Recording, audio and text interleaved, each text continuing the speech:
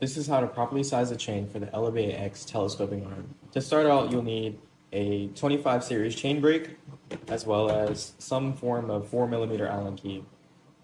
You also need the non-drive side module of the Elevate X, as well as the drive side module.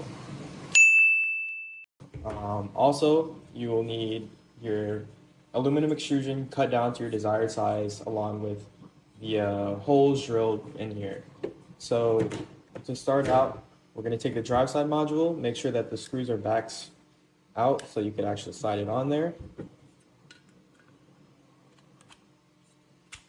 Put that on there, make sure it's sitting all the way flush, because you don't want to have any unwanted slack in the chain later when you decide to tighten it. And then same thing with the other side.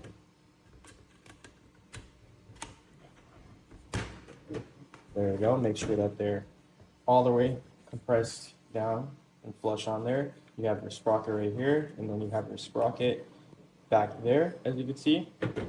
And what you're going to receive in the kit is a full length of chain. It's not going to have the turnbuckle installed. It's not going to have the attachment link installed. I just wanted to have this for reference, just to show you all. So let's get started. So we're going to take the chain that you have in the kit.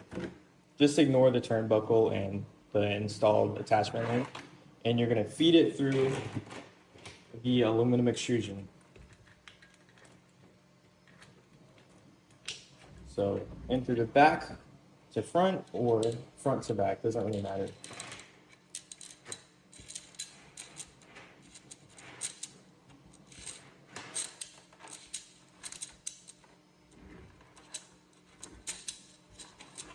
Feed it all the way through.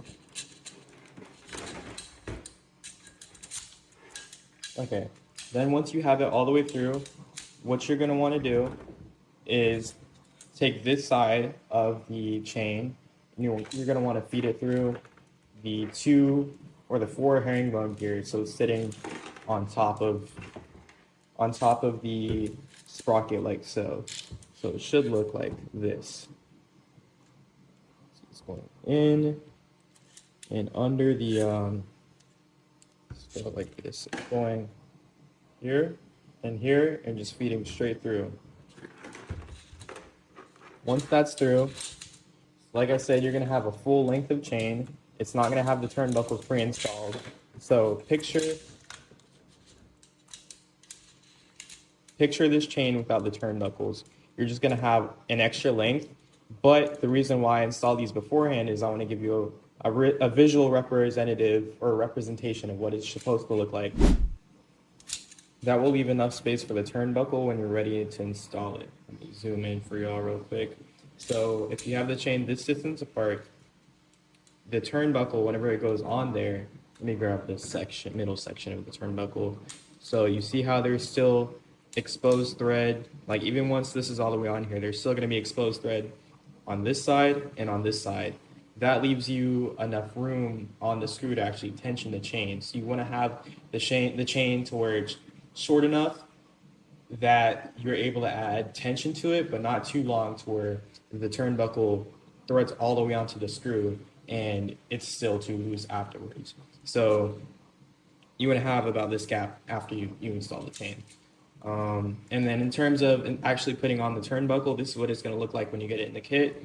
You're going to want to have, bring this closer, you're going to want to break the chain at the outer links. So you have an outer link here and an outer link here. The way to differentiate those is literally this one is on the outer side, this is on the outer side, and then you have the inner links on these 2 sides right here. So you're going to pop out the pin that goes in between the 2 outer links, and that'll leave you room to install this. But you don't want to pop it out all the way. It shouldn't have said pop it out all the way. You want to push it out to where it's almost out all the way, but it's not out all the way. So you can push it back in and actually use it to retain the turnbuckle. There should be 2 different sides on the chain tool. One is for pushing out the pins, and one is for pushing the pins back in. So whenever you install this, you're going to push this pin out almost all the way, or partially just enough to where you're able to slide this piece of the turnbuckle in there, and then you're going to use the part of the chain brake that pushes the pin back in, so you could actually retain this piece of the turnbuckle.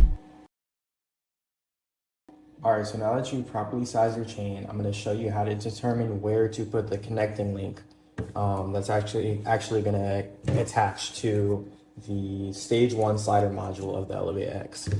So this is what the connecting link looks like on the actual chain, and this is actually an attachment link.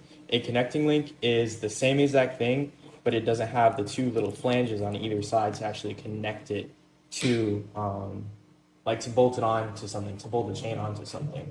To install the attachment link, you're going to need the same non-drive side module, but now you're going to need the stage 1 slider module, as well as the non-drive side 2 module. Also the 1.5 by 1.5 inch aluminum extrusion. I'm going to take the chain, lay it on top of here, and I'm going to slide the chain through the non-drive side module.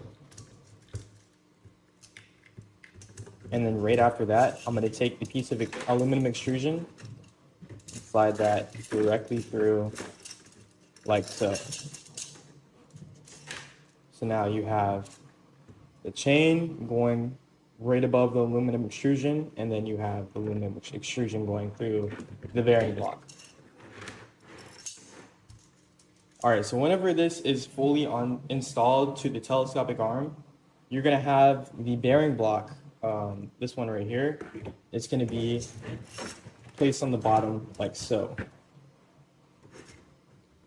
Slide that all together, and then also take this one, slide it on real quick. All right, there we go. So whenever this is all together on the telescopic arm, this is going to be slid to the top. You don't want the turnbuckle to be resting on top of the sprocket in its resting position. So you need to have this, you need to have the attachment link set in such a position that that doesn't happen. So whenever you get this all set up,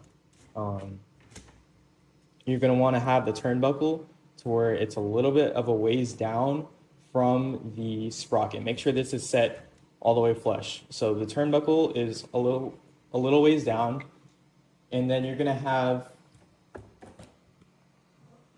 a length of chain right here. This is going to be a continuous length of chain. You're not going to have the attachment link installed yet because you're going to have a custom length of extrusion.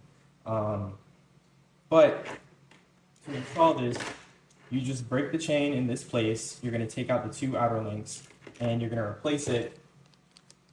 You're going to replace it with this right here. That's the attachment link that comes in the kit.